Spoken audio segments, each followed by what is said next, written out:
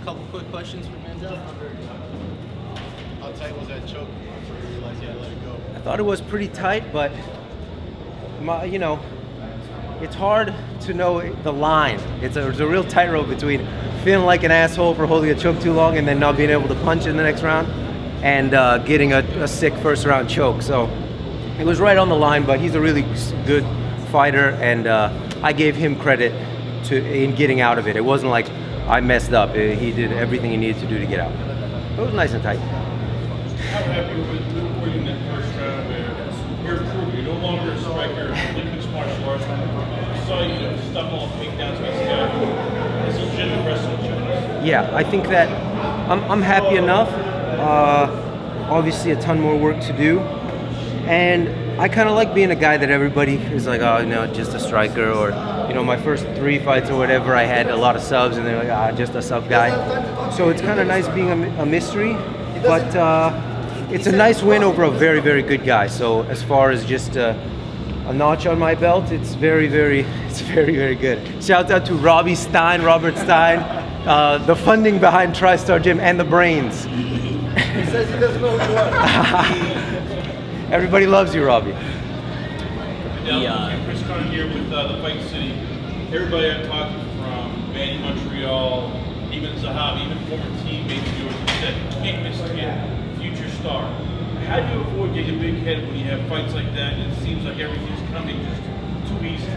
Yeah, I mean, it's easy to not get a big head, first of all, because of all the talent that's in TriStar Gym. Like, you get beat up every day, so when you're getting beat up every day, it's hard to believe that you're the man, you know? I don't think the man gets subbed and beat up by his coach that's 10 years his senior, you know? So there's that. And also, I've been training for a long time, and I know what it takes to be very good is to understand that there's too much for you to know everything, and you have to remain, you know, George's thing, student's mind, you know? No matter if you're a black belt or whatever, you gotta keep training, because there's more stuff you don't know than you know, that's for sure.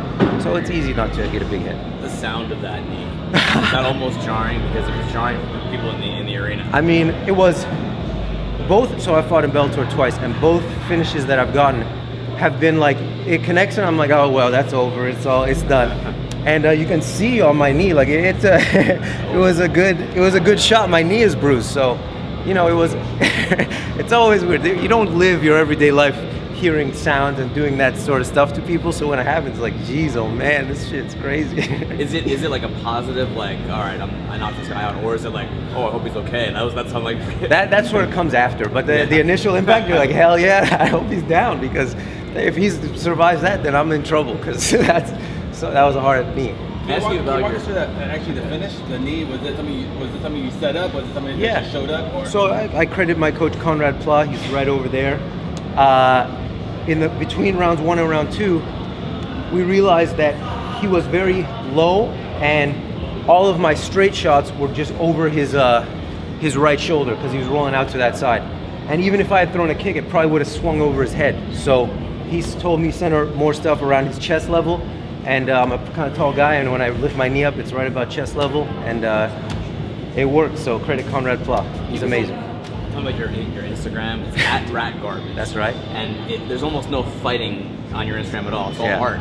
Something like that. It's something. What is it exactly? I like to leave it up to everybody's interpretation. I got a little Rat Garbage post on the back of this TriStar shirt. You know, it's just a fun project for me. Fighting takes up a lot of my time, and you can become kind of a one-dimensional doofus if all you do is sit there and watch dudes punch each other all day. So I feel like it's just something that takes me out of training all the time and thinking about fighting. Is just making these whatever they are, goofy images. So you make them? I make them. How? Yeah. Just on a little like Photoshop app that I got on my browser.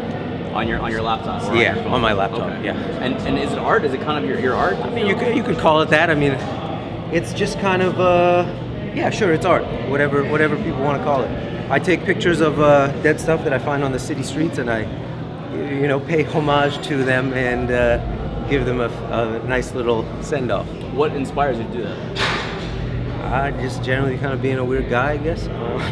No full inspiration there where I was like, oh wow, I gotta start taking pictures of dead rats and making them look pretty or something. It's not all dead rats though. There's other stuff on there. There's some too, snakes, right? there's some dead birds, there's anything that's kind of down there.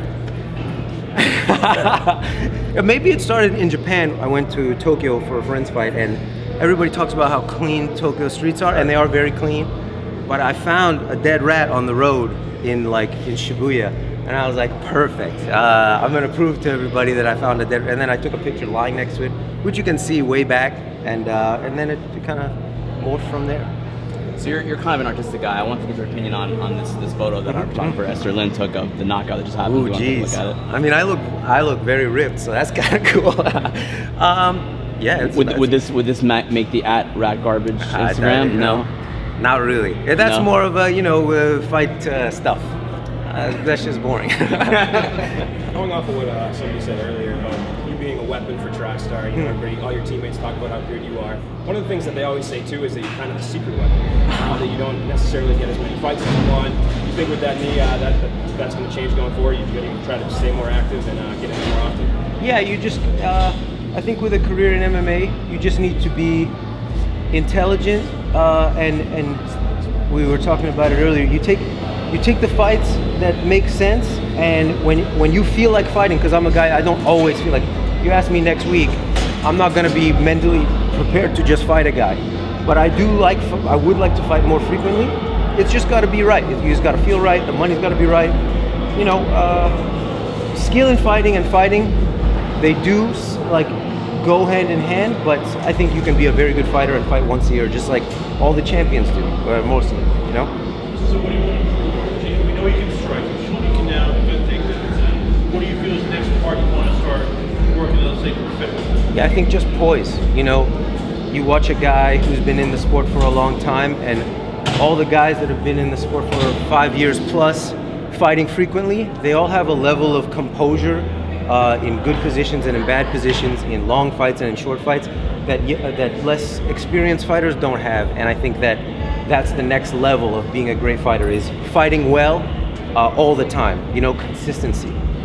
I think that would be it. It was generating a level of poise where no matter what happened in the 2 previous rounds, I'm the same fighter in the 3rd. And I think that's important. And knowing I can do that consistently. George's fight in New York last year was a great example of a guy who hasn't fought in over 3 years and is doing something completely new, and he looks like the fighter he was before as far as skill goes. And that's a level of mastery that I would like to get to. One more, guys. Mandel, you're undefeated. You just got another highly real knockout. It's going to be all over Bellator.com, YouTube, all over the place. Big knockout on one of the biggest cards of the year. You're in a great weight class. What do you want next? Who do you want next? I haven't really thought about it, obviously. I will leave that up to my competent team.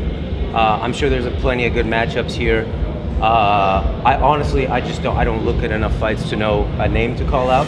But Faraz is a smart guy, and he's better at that than I am. So that's who I will give. What are you in the women's division? You heard it here first. Congratulations. Thank you. Weight cutting's easy, so we'll make it no problem. We'll cut that. Can I give some shout outs? Shouts out to, obviously, Faraz Zahabi, Conrad Plot, Steven Sims, my corners, TriStar Gym, everybody there, I love you all.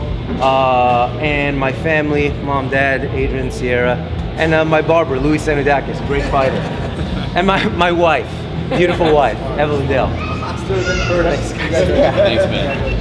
Thank you.